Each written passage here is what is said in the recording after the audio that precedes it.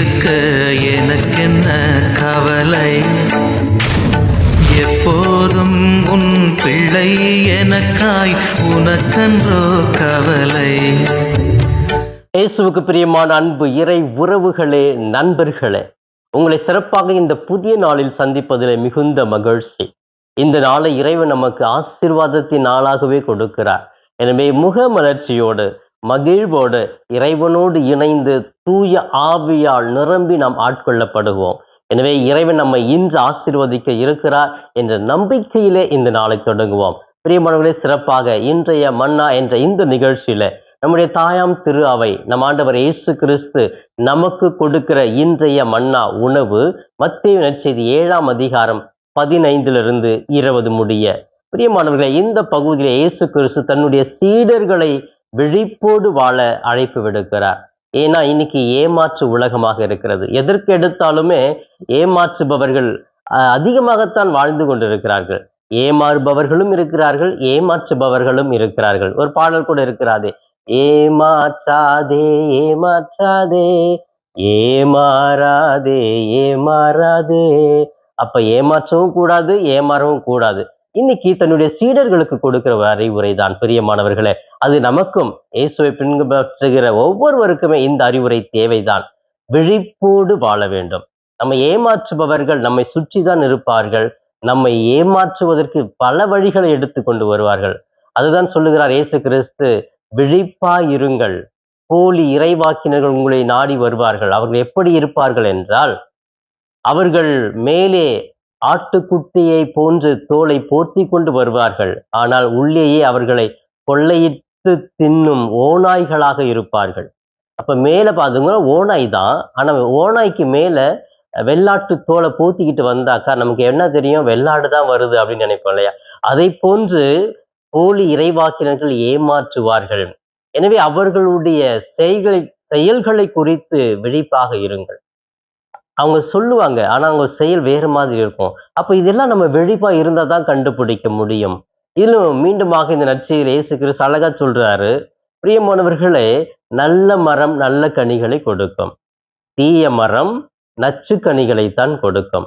நல்ல மரம் தீய அல்லது நச்சு கனிகளை கொடுக்காது, தீய மரம் நல்ல கனிகளை கொடுக்காது. அப்ப பாருங்க, ஒருடைய வாழ்க்கையை நம்ம தீர்ப்பிடணும்னு சொன்னாக்கா அவங்க நல்லவரா நல்ல மரமா நல்லதுதான் வரும், தீய மரமா தீயதுதான் அந்த மரத்துல இருந்து வரும் என்பதை நாம் புரிந்து கொள்ள வேண்டும்.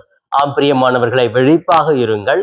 இன்னொன்று, நாம் அதை பார்த்து புரிந்து கொள்ள வேண்டும். தெளிவாக இதுதான் என்று நாம் அறிந்து கொள்ள வேண்டும் என்று சொல்லி சிறப்பாக இன்றைய மன்னாவின் மூலமாக இறைவன் இயேசு நமக்கு அழைப்பு விடுக்கிறார். இந்த நற்செய்தி பகுதி 3 கருத்துக்களை சொல்லுகிறது. ஒன்று, நாம் இறைவன் மீது ஆழ்ந்த நம்பிக்கை வைக்க வேண்டும், விழிப்போடு வாழ வேண்டும். ஆம் பிரியமானவர்களே, அந்த விழிப்பு நிலை, நான் விழிப்பா இருந்தாதான் நான் ஏமாறனா இல்லைன்னா தெரியும். இன்னைக்கு நம்ம விழிப்பா இல்லாததுனால்தான் நம்ம ஏமாற்றுபவர்கள் அதிகமாகவே இருக்கிறார்கள். விழிப்பு நிலை, எது உண்மை எது பொய் அப்படிங்கிற ஒரு விழிப்பு நமக்கு வந்துடுச்சுன்னா நிச்சயமாக நம்ம யாருமே ஏமாற்ற முடியாது. எது திருடன், எது எவன் நல்லவன் அப்படி நம்ம கண்டுபிடிக்கணும் இல்லைங்களா? அப்ப விழிப்பா இருந்தாதான் நம்ம கண்டுபிடிக்க முடியும். எல்லாருமே பேசுவாங்க, எல்லாருமே வருவாங்க. அப்ப நம்ம விழிப்பா இருந்தோம் அப்படின்னு சொன்னா நம்ம கண்டுபிடிச்சிடலாம். விழிப்பு நிலை இல்லை அப்படின்னு சொன்னா கண்டுபிடிக்க முடியாது. அந்த விழிப்பு நிலை எப்படி வரும் அப்படின்னு சொன்னா ஆன்மீகத்தின் மூலமா வரும். நம்பிக்கை கடவுள் மீது வைக்கிற பொழுது வரும். ஆண்டவர் என்னோடு இருக்கிறார், நான் ஆண்டவருடைய பிள்ளை என்று யாரெல்லாம் வாஞ்சியோடு இறை உணர்வோடு ஆன்மீகத்தோடு வாழ்கிறார்களோ அவங்க எல்லாம் கொஞ்சம் விழிப்பாதான் இருப்பாங்க, ஏமாந்து போயிட மாட்டாங்க. பிரியமான நம்முடைய கத்தோலிக்க திரு அவையில மற்ற பிரிவினை சகோதர சகோதரிகள் நம்ம கிட்ட ஏதாவது ஒண்ணு சொல்லுவாங்க இல்லையா? சொல்லிட்டு, நீங்க என்ன சிலை வழிபடுறீங்க, அன்னை மரியாளுக்கு முக்கியத்துவம் கொடுக்குறீங்க, அன்னை மரியாதை ஆராதிக்கிறீங்க, புனிதர்களுடைய சிலையெல்லாம் கும்பிடுறீங்க, இதெல்லாம் சொல்லும் பொழுது நமக்கு ஆமா தப்புதான், ஐயோ இவ்வளவு நாள் தெரியலையே அப்படின்னு சொல்லிட்டு அந்த விழிப்பு நிலை இல்லாதவர்களுக்கு உடனே கத்தோலிக்க திரு அவையிலிருந்து வெளியே போகக்கூடிய ஒரு சூழ்நிலை ஏற்படுகிறது. பிரியமானவர்களே, நமக்கு ஒரு விழிப்பு தேவை. எனக்கு தெரியும், நான் நம்புகிற இயேசு, நான் நம்புகிற திரு அவை உண்மையான திரு அவை, இயேசு தொடங்கிய திரு அவை என்று சொல்லி நிலையாக இருக்க வேண்டும். அந்த விழிப்பு இல்லை என்றால் நாம் ஏமாற்றப்படுவோம்.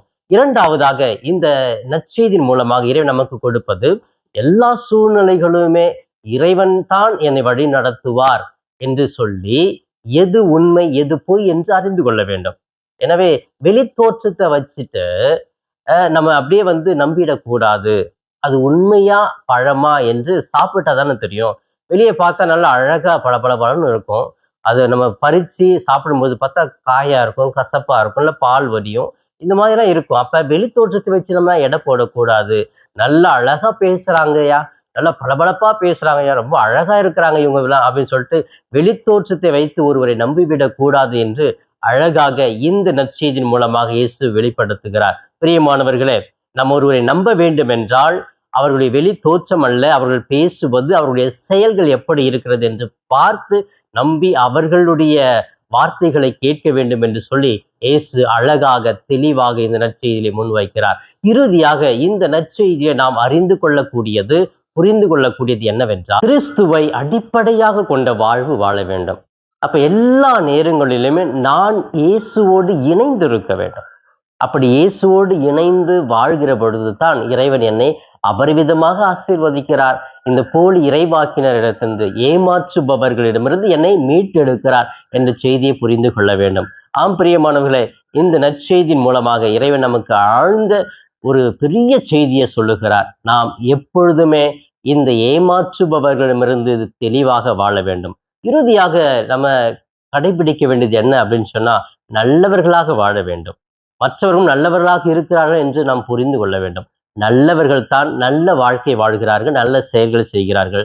தீயவர்கள் தீய வாழ்க்கை வாழ்கிறார்கள், ஏமாற்றுகிறார்கள், மற்றவரை கெடுக்கிறார்கள் என்ற புரிந்து கொண்டு, நல்ல மரம் நல்ல கனி கொடுக்கும், தீய மரம் தீய கனியை தான் கொடுக்கும், தீய மரம் நல்ல கனியை கொடுக்காது, நல்ல மரம் தீய கனியை கொடுக்காது என்ற ஒரு உண்மையை புரிந்தவர்களாக இந்த நாளிலே வாழ முயற்சி எடுப்போம். இப்பொழுது கண்களை மூடி இந்த நாளை ஒப்பு கொடுத்து ஜெபிக்கலாமா? எங்களை நேசிக்கும் எங்கள் தாயும் தந்தையுமான இறைவா, உம்மை போற்றுகிறோம், வாழ்த்துகிறோம், ஆராதிக்கிறோம், நன்றி கூறுகிறோம். இந்த புதிய நாளுக்காக நன்றி இயேசுவே. இன்று முழுவதும் எங்களை அபரிவிதமாக ஆசீர்வதிக்க போகிற கிருபைக்காக நன்றி ஆண்டவரே.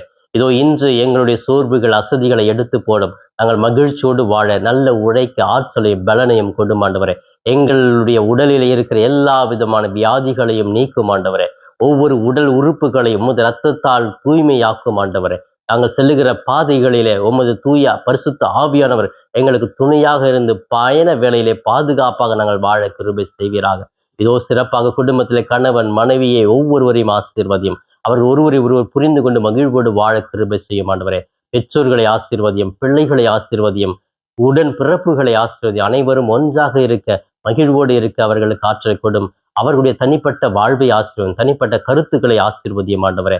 இதோ சிறப்பாக பல்வேறு தேவைகளுக்காக ஜெபிக்கிற, இதோ இன்றைய மன்னா என்ற இந்த நிகழ்ச்சி என்னோடு இணைந்து ஜெபித்து கொண்டிருக்கிற ஒவ்வொரு பிள்ளைகளுக்கும் நல்ல உடல் உள்ள ஆரோக்கியத்தை கொடுத்தரலும் ஆண்டவரே. எப்படிப்பட்ட பிரச்சனைகள், மன வேதனைகள், கசப்பான எண்ணங்கள், எதற்காக வாழ்கிறேன் என்ற ஒரு விரக்தியான ஒரு வாழ்க்கை இருக்கிற ஒவ்வொரு பிள்ளைகளையும் ஆண்டவரே நீ தொட்டு குணப்படுத்தி அவர்கள் மீது நம்பிக்கை வைத்து வாழ கிருபை செய்வீராக ஆண்டவரே. அன்பு தெய்வமே, சிறப்பாக இந்த நாளிலே பிள்ளைகளுக்காக, இளம் பிள்ளைகளுக்காக, திருமணமாகாமல் இருக்கிறவர்களுக்காக, குழந்தை பாக்கியம் இல்லாமல் இருக்கிறவர்கள் ஒவ்வொருவருக்காக ஜெபிக்கிற ஆண்டவரே.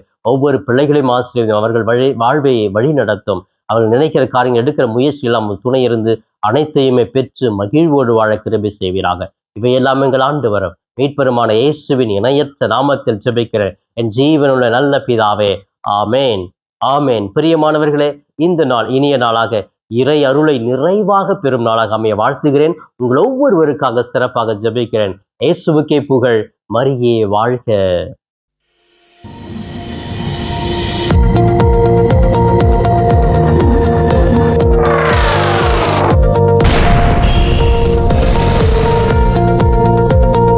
நண்பர்களே, இந்த காணொளியின் மூலமாக உங்களை சந்திப்பதில் மிகுந்த மகிழ்ச்சி.